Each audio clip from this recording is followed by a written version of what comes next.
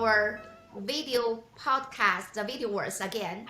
And then for this episode, we are honored to have Thomas Edward down here, a principal solution architect from AWS Amazon. So this is some interesting topic. Actually, it's a very essential topic, an important topic we are talking about today. But I will let Thomas to have a self-introduction at the beginning. Hi, All Thomas. right. Good to have you down here. Hi, thank you, Zoe and Yeah. Doug. Really appreciate the invitation to join. All right. Thank you for having here. Yeah, I forgot to mention I have the dog from our team as a co-host for this episode. Hi, everybody. So, hi. So go ahead, Thomas. We want to listen to some quite stories from your side today. Yeah, sure. So I'm Thomas Edwards. I've been in the broadcast industry for about 20 years, first working at PBS, starting on their satellite interconnection system, and then coming to the Fox Broadcast Network, working on their satellite interconnection system, and then working on a bunch of advanced technology projects. We started off with things like 4K, high dynamic range, stereoscopic 3D, which didn't work out so well, but then moving to SMPTE 2110 and moving video as IP packets over Ethernet instead of bespoke SMPTE standards over SDI, over coaxial cables. Most recently, 2 years ago, I got the opportunity to move to Amazon Web Services. Amazon Web Services has a full set of solutions for media and entertainment. We've got excellent elemental media services. We also work with lots of partners in the ISV space, creating media software to enable all kinds of things: content creation, media asset management and archive, broadcast, and direct-to-consumer.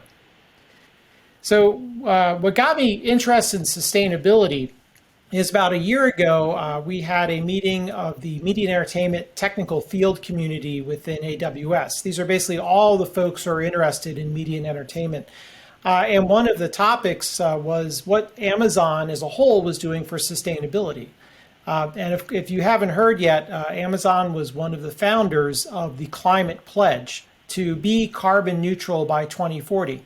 And, I heard this, I'm like, hey, this is kind of interesting. I've got two kids who are 11 years old, twin boy and girl. And, I am a bit concerned about their future. We know what the IPCC says.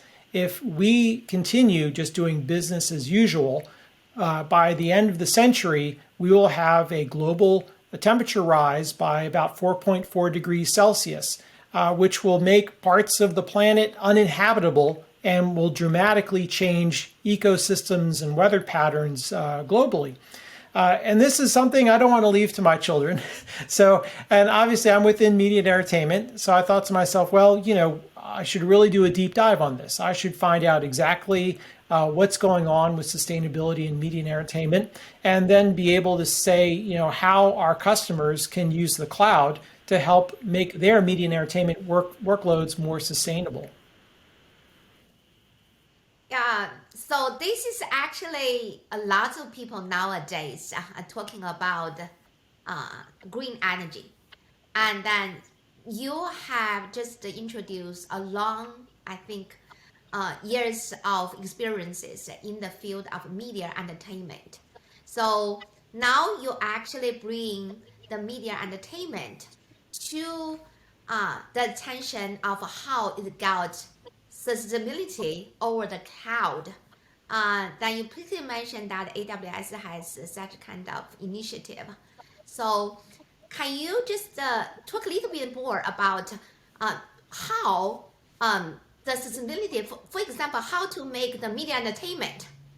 We know that it's all online. We watch videos, the video streaming, especially under the pandemic, got booming, and over the internet, there's so much traffic that customers and all the users enjoy the videos.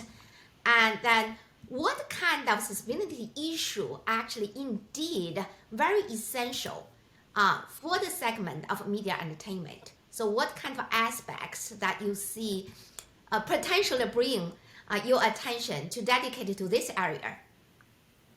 Well, the cloud is a great opportunity to help make all of your workloads more sustainable. Whenever you have your workloads running on the cloud, instead of running on dedicated hardware on premises, you're sharing the hardware with other customers and even other workloads of your own. We know, for instance, that the cloud is going to be 3.6 times more energy efficient than the median enterprise data center in the US. And that makes sense.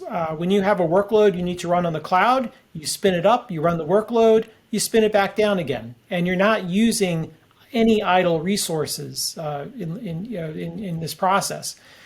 So this is a great opportunity to help improve the sustainability of any of the workloads that you're already doing on-prem. Just moving them to cloud gives you this advantage. The other thing that the cloud can bring you is because of the scale of cloud service providers like Amazon, we make lots of research and development investments in making our servers and our data centers more efficient. Obviously, it's what we do. It's what we specialize in. We have huge, massive data centers. We take a look at how we can make things more efficient. So, for instance, by changing the universal power supply from being one centralized giant universal power supply to being distributed universal power supplies, batteries across all the different rows of the data center, this actually brings an increase in UPS efficiency. We can be more efficient by making investments in even microprocessors. Amazon has the Graviton processor based on the ARM platform. And this is significantly more efficient in terms of watts per amount of computation done than existing microprocessors. So by making these investments and being able to share the actual physical hardware between different customers and different workloads, being on the cloud has a kind of natural benefit of enhanced sustainability. There's more, though. As part of Amazon's pledge to be carbon neutral by 2040, also by 2025, Amazon expects to be running its data centers on all renewable energy. And that means, solar energy, wind energy. And already, Amazon is the world's largest corporate purchaser of renewable energy. Just last year, within most of the Amazon Web Services regions in the United States and Europe, most of those were running on 95% renewable energy last year. And again, by 2025, we expect it to be 100% everywhere. Yeah, you actually touched quite a bit already. So we heard that because cloud, nature about cloud is it can be shared, the resources, and it can be scaled. And in particular, you mentioned that AWS, actually the Graviton, they use ARM, and ARM is by itself, it has the energy efficient, the computationally efficient nature down there. And also you mentioned that Amazon is made the play to try to use renewable energy, right, in order to get carbon neutral in the year of 2040, that you mentioned this number.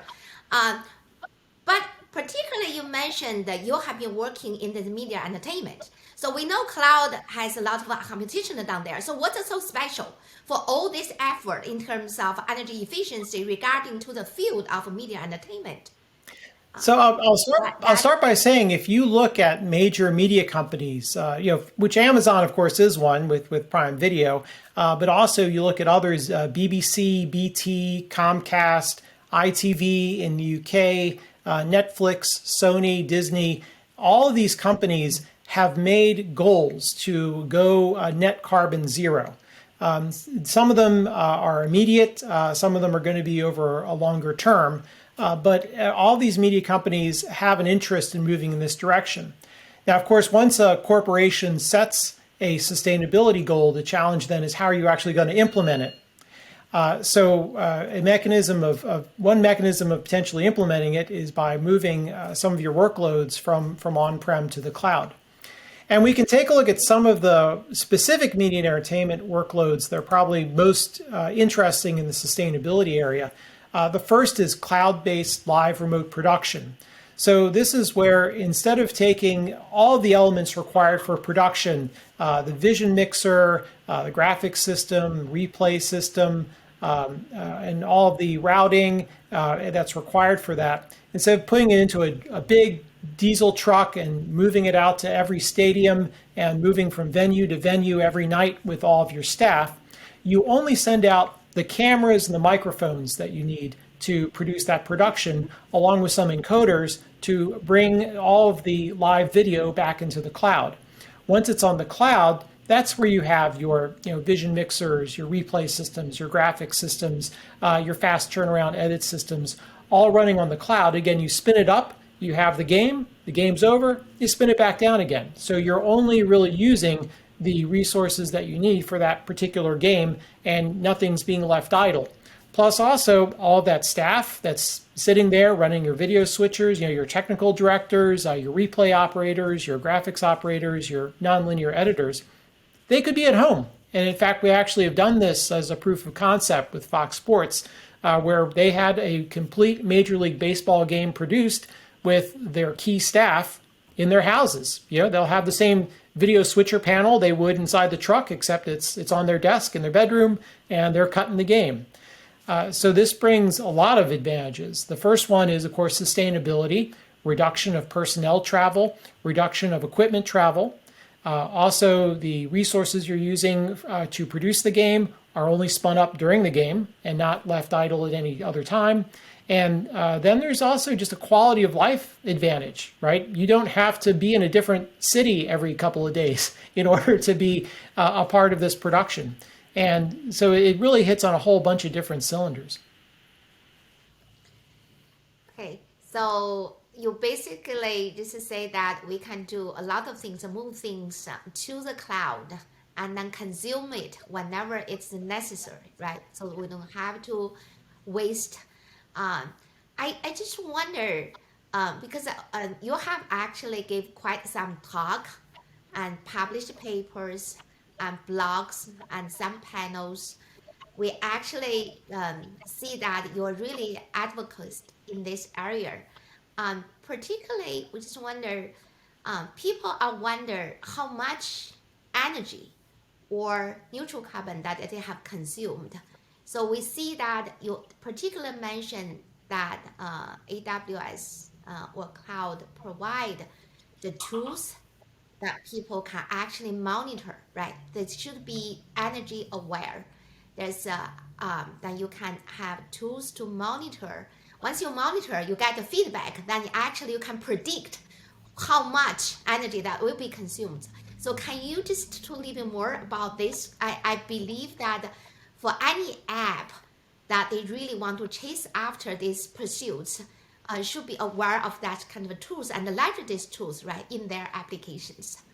Yeah, exactly. And I have to admit, we're still in early days about trying to calculate the precise amounts of carbon savings from some of these M&E workloads. But one tool that we have now is the AWS Customer Carbon Footprint tool. So that will give you monthly data about how much your carbon footprint is for your workload on Amazon Web Services. And you can look at a graph over time and determine, am I creating a greater carbon footprint? Am I making less of a carbon footprint? And so that you can change how you're architecting your solutions to try to be more efficient. We tend to think of a separation of responsibilities for sustainability on the cloud. And this is actually something we do for security as well, where AWS is responsible for the sustainability of the cloud. So making sure that we have the most efficient servers, data centers, that we're providing them with renewable energy. And then the customer is responsible for sustainability on the cloud, so that they're ensuring that their workloads are well architected in order to be sustainable. Right. Particularly because we just wonder, because the media entertainment, I think the major format will be in video. So you also has been this area long. And then when we talk about the video, then we have the encoding, processing, streaming, and then playback. So can you talk a little bit more how, for example, in this area that we can try to be more efficient in terms of particularly energy efficient on the video side, And then you also actually, we see that the blogs and the papers you mentioned that the evolving of this area. I just have one particularly, for example, like video codec actually getting standard-wise more and more complicated because the new tools are added. And on the other side, video in the format that previously, I think back to more than 10 years ago, people or 15 years ago, people talk about HD videos. That's mainly 720p. But right now, by default, HDs are 1080p. And then there's a lot of also HDR and 4K videos are being consumed. So actually all this requires indeed needs more computational resources, which little contradict against that energy we're trying to save down here. So in terms of this kind of aspect, the request, and then the energy efficiency we try to achieve, how do you think that in terms of your cloud sustainability perspective to guide this pursuit to be at least to be achieved, particularly to drive those growing aspects on the video side? Well, I think there's no such thing as a free lunch. If you need to encode things, you're going to be spending some computational energy compressing them. I think in real world direct consumer streaming operations, a lot of the total end-to-end carbon footprint is taken up by end devices, Wi-Fi networks, routers, televisions, and things along those lines. But we do try to provide the capabilities to have as efficient compression as possible on AWS. The Graviton 3 CPU, for instance, uses up to 60% less energy than comparable other processors. And we just published a blog post about how you can take FFmpeg and compile it for ARM and run it on Graviton 3. So that's one way that you can try to have a more efficient compression technology. 60%, that's actually quite a bit. So you actually compared again, like a Graviton 3 against, for example, what's the benchmark to achieve this? Comparable, we'd say Intel or AMD instances, but comparable EC2 instances. Got it. So that means that with this, people can actually potentially still enjoy like high quality videos, high definition videos, but use a lot less energies. Yeah. And of course, if you're compressing on AWS, you will be running on renewable energy by 2025, and you may already be running on as much as 95% renewable energy if you're running on Amazon Web Services regions within the United States and Western Europe. So you actually mentioned this second time that by 2025, so all the Amazon services will actually leverage the renewable energies. Yes. Well, all the energy, would be renewable energy. Mm-hmm. Well, that's actually quite something to achieve, and then it's actually set a good example to actually I think spread the message that renewable energy actually can be leveraged in such a great extent that all the energies will be renewable. Of course, that definitely make the cloud more sustainable.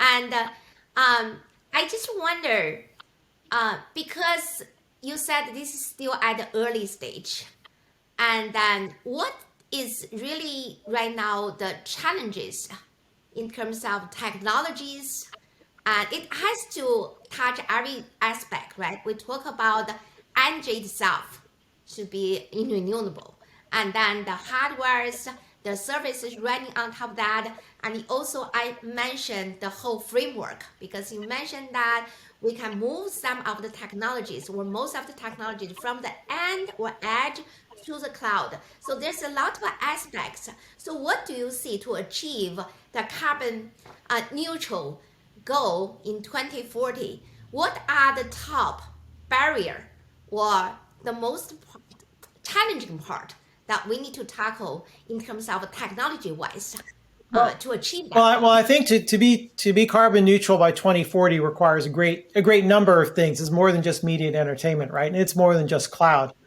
There's there's a lot going on out there, which I'm not qualified to talk about. But what I can say is that when I say it's early, I mean it's early in terms of us getting hard numbers on carbon footprint for media and entertainment workflows. We suspect that many of them are going to be more sustainable in the cloud, but it's good to prove that with actual numbers. One example I can think of is SDVI, which is a company which orchestrates cloud-based media supply chain on Amazon Web Services. They were able to do some really good measurements and determine that their media supply chains use 39% less compute resources per content hour by moving that from on-prem to in the cloud. And they actually have a net zero supply chain initiative going on this year where any greenhouse gas footprint which they have will be offset with emissions credits this year on their Rally platform. So this is I think they're showing the way that by moving more workloads from on-prem to the cloud, you can do it in a more sustainable way, and also for the little bit of greenhouse gas footprint that you'll still have, they'll be using offsets to basically offset that. Uh, that's quite some effort that's been ongoing. Doc, do you have any that on your side? You've actually covered. I had taken some notes out of the paper you'd shared, and you talked about a lot of them already, Thomas. So, the shared responsibility model, I'm familiar with that from my time at AWS. I was not familiar with it with the climate pledge. That's very interesting. You talked a little bit about cloud-based live remote production. Can you talk a little bit about edit in the cloud and how that's helping reduce energy consumption?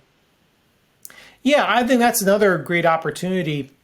Again, trying to look at real hard metrics. Blackbird, which is a cloud editing company, worked together with Green Element, and they put together a scenario where they would have 4,000 hours of TV to edit with 50 different video editors, and trying to compare three different possibilities. One is on premises, which also involves some travel for the editors. The other one is kind of a lift and shift where you take nonlinear editing systems running on-prem and just drop them onto EC2 instances in the cloud.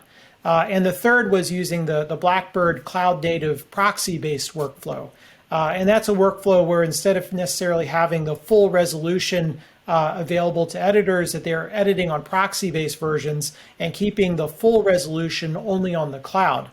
And they found a 44% savings in carbon footprint with the lift to shift workflow moving on-prem to the cloud with the same NLE software. And they actually found a 91% reduction in their carbon footprint by using a cloud native workflow with the Blackbird proxy mechanism.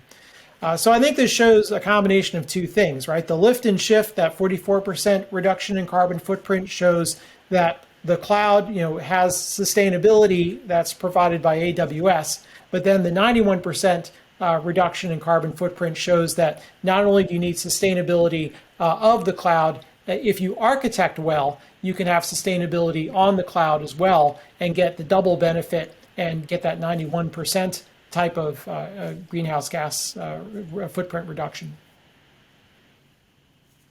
That's great. So, what are you going to say? No, I just want, like Thompson mentioned, a lot of hard numbers down there. So a lot of information is actually brought to this interview. And we actually covered a lot of, I think, subtopics was mentioned. Actually, we're already towards to the end, like towards the end of the interview. But I'm just really curious, Thomas. I got quite a bit info from you and about your pursuit, and particularly I think back to the video because. For example, I mentioned that a lot of videos are being consumed, and then when people talk about, for example, video, people will think that video should have better quality, should have less bandwidth. Now we're talking about it should have consume less computational resources down there. And then beyond the video, and there are also people talk about 3Ds, emerging environment. So There could be a lot of videos that not only in two-dimensional or three-dimensional anymore. There could be a lot of different format medias that's going to be consumed because people like to be entertained. And you already actually addressed this area, and you addressed like a bigger picture of energy efficient on the cloud. So I still want to get one perspective from you, Thomas, and because you are in this area, you try to advocate cloud stability, this idea for the media entertainment. So you're leaving this about to leaving this interview. What the really, I mean, one or two points in summary, what the top things you really want to bring the audience that people should be aware if they are in the media entertainment, what they should be aware, so that we all try hard to achieve the goal. Because you mentioned that you want to have your kids right now 11 and down the road. I actually particularly mentioned that you mentioned that if we don't do anything, the global warming is coming, and then the temperature will increase by 44.4.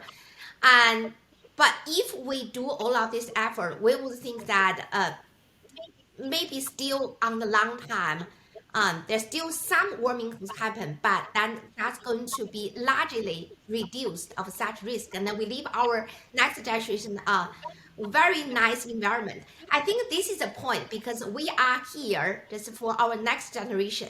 So what others, especially for the media entertainment people in our audience, that you want them to be aware, what kind of the benefit that actually not just for media entertainment, is actually touch the daily life for the things that you are currently dedicated to. Well, here are some of my thoughts on that. The first question is ask, does your organization have a written sustainability policy? Many large corporations do, and I think sometimes their employees aren't always aware of it, but many do. Are you measuring data to meet your sustainability goals, right? In order to ever meet a goal, you have to measure that goal. Otherwise, you're never going to know whether you're heading towards it or away from it. Try to identify and migrate workloads to the cloud in order to reduce your carbon footprint. And then once you're on the cloud, try to optimize your cloud workloads to improve their efficiency. And this will enable you to deliver measurable improvements to your organization's sustainability in order to try to meet their overall organizational sustainability goals. You have highlighted quite a few. I'm trying to summarize a few things. So basically, you mentioned that first we need to have a policy. One way aware that we need to have a policy. By the way, I hear a little bit of echo from my side. It should be okay. So I'm impressed by what you just mentioned, Thomas. Even though you just mentioned a very short, you actually convey a great amount of information down there. So you mentioned that we need to be aware, and we need to have a policy in place, and then we also need to get the according measurement tools in place so that we can be aware and we can make things better with these metrics, feedback, and then we take actions. Because you mentioned that at least a cloud has a lot more advantages. If we can leverage that, we should. And then so with all this effort, we together just to move towards that goals, even though it's long term, but any long terms need kind of step-by-step endeavor to lead to that. If I summarize what you just mentioned.